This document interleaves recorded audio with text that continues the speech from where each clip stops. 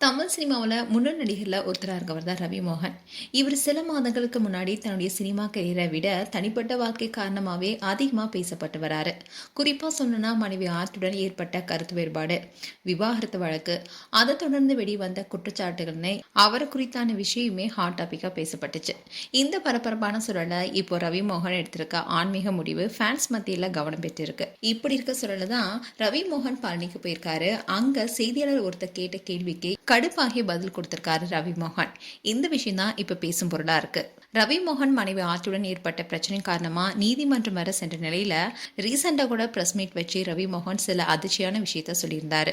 அதுல ஆர்த்தி குறித்து பல குற்றச்சாட்டுகளையும் முன்வைச்சாரு. அந்த விஷயம் பேசும் பொருளா ஆனிச்சு. அண்ட் இவருடைய கோபத்துக்கு முக்கியமான காரணமே கெனிஷான்னு சொல்லப்பட்டுச்சு. அதாவது கெனிஷா ரவி மோகனை விட்டு பிரிந்து சென்றதுனாலதான் இவ்வளவு நாள் அமைதியா இருந்த ரவி மோகன் ரொம்பவே ஆக்ரோஷமா பிரஸ் மீட்ல பேசினதா சொல்லப்படுது. இப்படி இருக்க சூழல தான் ரவி மோகன் சபரிமலை ஐயப்பன் தரிசனத்துக்கு 41 நாள் விரதத்தை தொடங்கியிருப்பதா தகவல் வெளியானுச்சு. அந்த ஆன்மீக பயணத்துல ஒரு பகுதியா நேத்து பழனி முருகன் கோவிலுக்கு போயிருக்காரு. ரோப்கார் மூலமா மலைக்கோவிலுக்கு சென்ற அவரு உச்சிக்கால பூஜையில கலந்துகிட்டு மனமுருகி சாமி தரிசனம் செஞ்சாரு.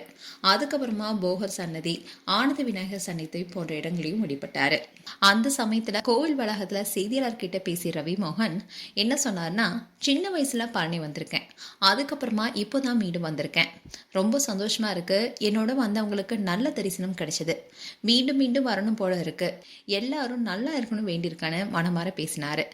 இந்த அமைதியான தருணத்துல ஒரு செய்தியாளர் ரவிமோகன் கிட்ட ஒரு கேள்வி எழுப்பினாரு. அதாவது தமிழக முதல்வர் விஜய் குறித்து கேள்வி எழுப்பியிருந்தாரு. அதுக்கு உடனடியா ரவிமோகன் என்ன சொன்னார்னா, கோவில என்னங்க இதுன்னு கொஞ்சம் கோபமாவே அந்த கேள்வியை தவிர்த்துட்டாரு. இந்த வீடியோ தான் சோசியல் மீடியால இப்போ வைரல் ஆயிட்டு வருது. சரியான இடத்துல சரியான பதில், கோவிலுக்கு வந்த இடத்துல அரசியல் வேண்டாம்னு சொல்லிட்டாருன்னு சிலர் பாராட்டினாலும் கூட இன்னும் சிலர் ஏன் தவிர்த்தாருன்னு பல கேள்விகளையும் எழுப்பிட்டு வராங்க. அவர் முதல்வர் விஜய் குறித்து சில வார்த்தைகள் பேசியிருக்கலாமேன்னு சிலர் சொல்லிட்டு வராங்க. மேலும் உங்களுடைய கருத்துக்களை கமெண்ட் செக்ஷன் சொல்லுங்க. இது போன்ற வீடியோஸை பார்க்க நியூஸ் தமிழ் கிட்ஸ் சப்ஸ்கிரைப் பண்ணுங்க. மறக்காம நோட்டிபிகேஷன் பட்டனை கிளிக் பண்ணுங்க.